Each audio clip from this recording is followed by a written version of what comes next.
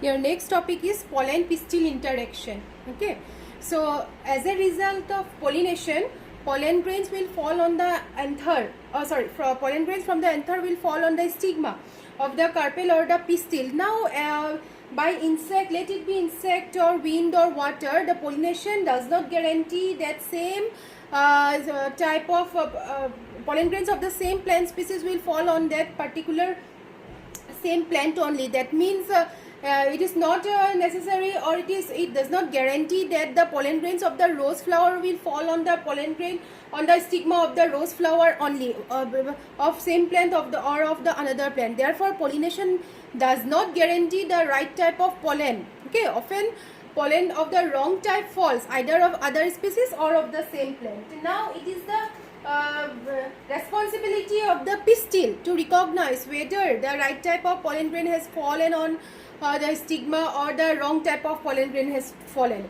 So the pistil has the ability, okay, to recognize the pollen whether right type or wrong type as a result of continuous dialogue. So this dialogue is the chemical. This dialogue is the chemical produced as a result of pollen pistil interaction. And because of this dialogue only, the chemical dialogue, the pistil able to recognize whether it is of right or wrong type. And this chemical is released only when the pollen grain falls on the stigma. Now, dialogue mediated by chemical components of pollen interacting with those of pistil. That means on the time of interaction only, this chemical will be released. Now, if compatible means if the right type of pollen grain has fallen on the stigma, the fertilization or the post pollination events will occur. Whereas if the wrong type of pollination has fallen, that means incompatible pollen, then the pollen grain germination will be discarded. Okay, there will be no germination of the pollen grain. Now, in case if the means there will be no any development, no any post pollination events will occur if it is of wrong type. Now, if it is of right type, that means compatible pollen, then the pollen grain, the angiosperms, as you know, 60% of angiosperms release their pollen grains at 2-cell stage. Now, for those type of pollen grains, after falling on the stigma, the generative cell will further undergo mitosis to form 2 male gametes. Okay, it will undergo further to form 2 male gametes. As a result, in later on, it will form the 3-cell stage.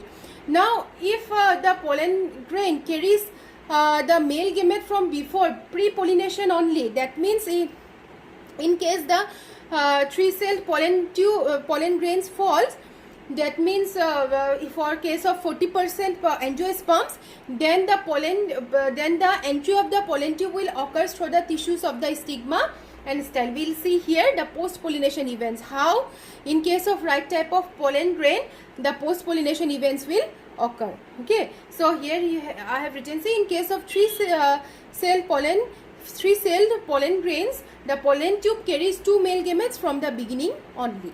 Okay. Now, in case of compatible pollens, okay, if the right type of pollen has fallen on the stigma, and after 3-cell stage, the following events will occur. See, entry of pollen tube into ovule. Now, the pollen tube will grow through the tissues of stigma and style, and then will reach the lower bottom part, that is the ovary. Okay, inside ovary, ovule is present.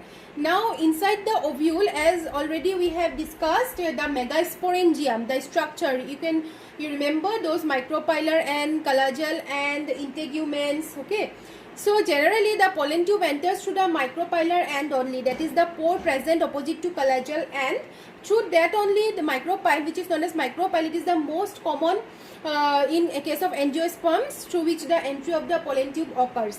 And that type of when the pollen tube enters through the micropyle, it is known as porogamy. See, I have written, it is porogamy. 80% porogamy occurs.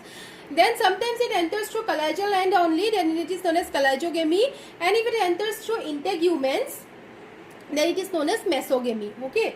Now, for this is about the entry of pollen tube into ovule. Now, second is entry of pollen tube into embryo sac.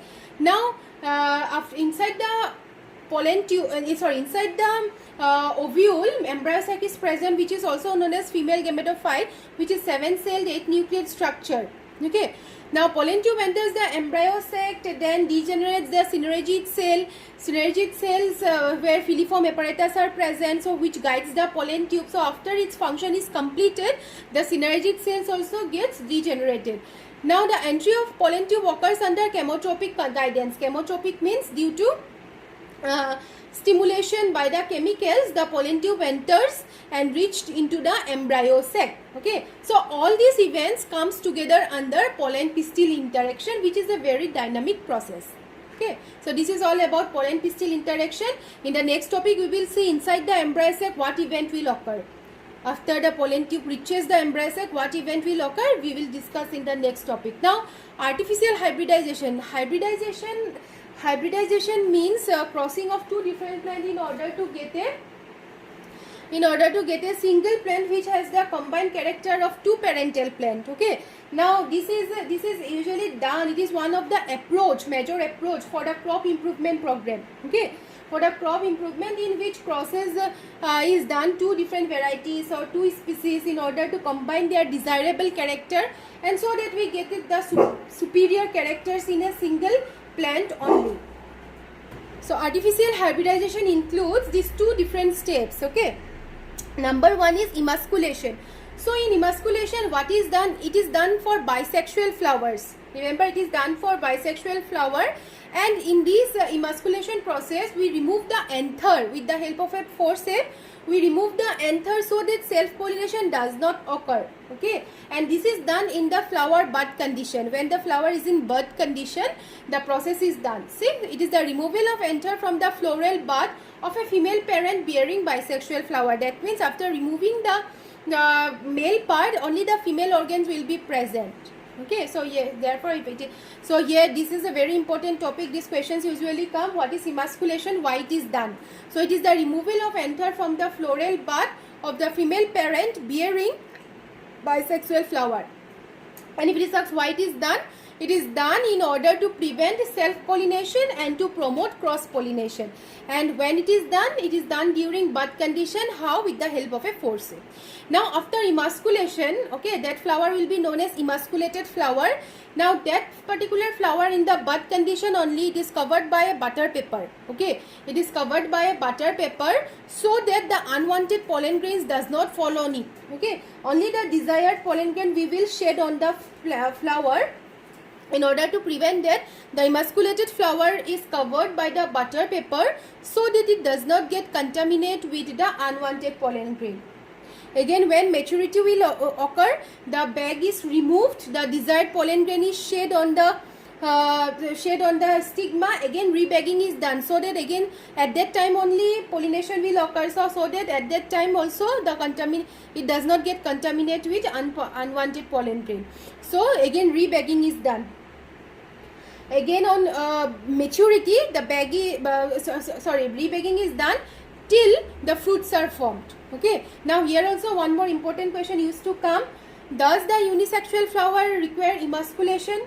So unisexual flower does not require emasculation, but unisexual flower requires bagging. Bagging is required for both bisexual and unisexual flower, but emasculation is required only for the bisexual flowers only. Okay, and remember this point: emasculation and bagging, which comes under artificial hybridization.